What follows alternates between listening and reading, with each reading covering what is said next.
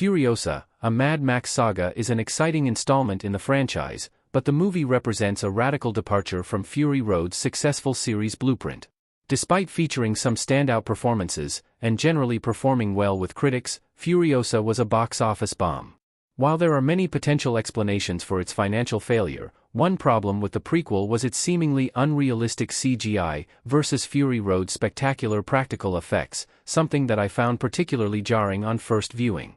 There are now 5 movies in the Mad Max franchise, the most successful of which embrace practical stunt work and genuinely perilous action.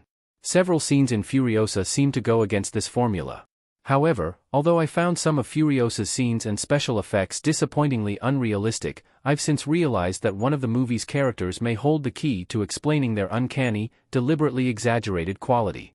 It's a subtle solution to the problem, but one that retrospectively makes Furiosa a much stronger movie and potentially holds the key to the protagonist's future. The History Man is an unreliable narrator in Furiosa. It is possible that the History Man is deliberately making up stories. George Shevtsov as the History Man in Furiosa, a Mad Max saga.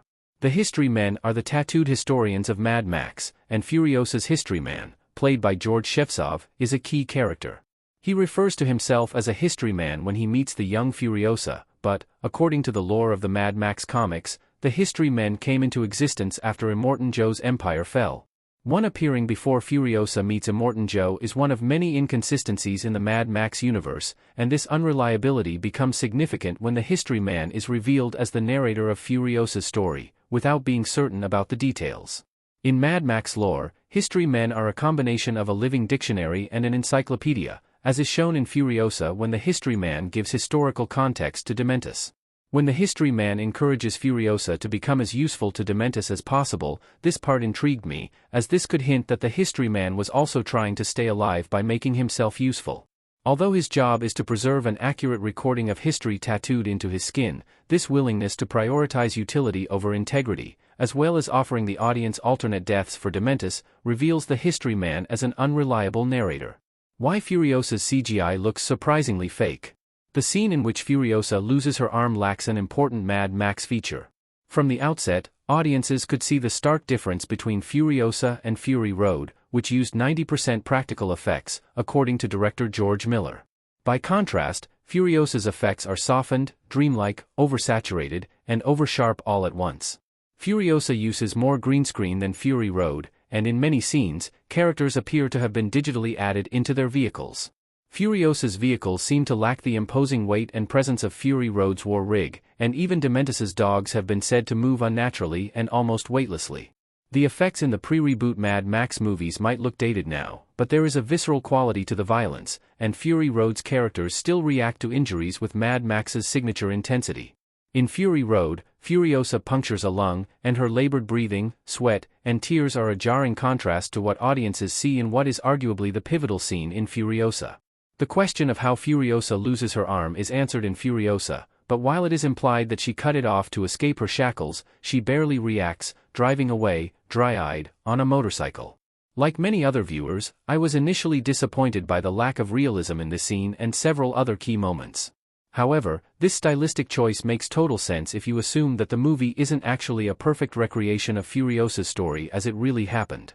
Instead, it could be an embellished and mythologized version, told by the History Man.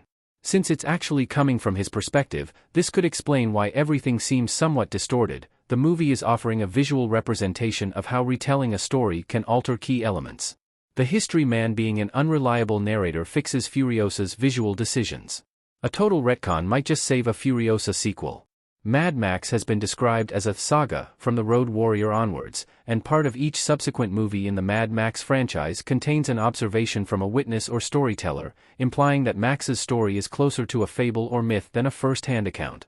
One interpretation is that this is underlined in Furiosa, with slightly different editing styles used to illustrate the perspectives of the characters involved. It's possible that the parts of the story told by the History Man use fake-looking, overly stylized CGI, revealing his story as similarly fake. Making this more obvious could have avoided Furiosa's CGI backlash. For many viewers, Furiosa's visual effects undermine the realism that the Fury Road team had worked to achieve. To make Furiosa work as a part of the Mad Max saga franchise, a Furiosa sequel would have to address the overuse of CGI and odd visual effects choices that polarized the audiences watching Furiosa. Ignoring the backlash and making a spin-off movie about Praetorian Jack would, in my opinion, look like an embarrassing attempt to erase Furiosa, while a significant retcon that revealed the History Man as an unreliable narrator and offered a different perspective on Furiosa's backstory might just work.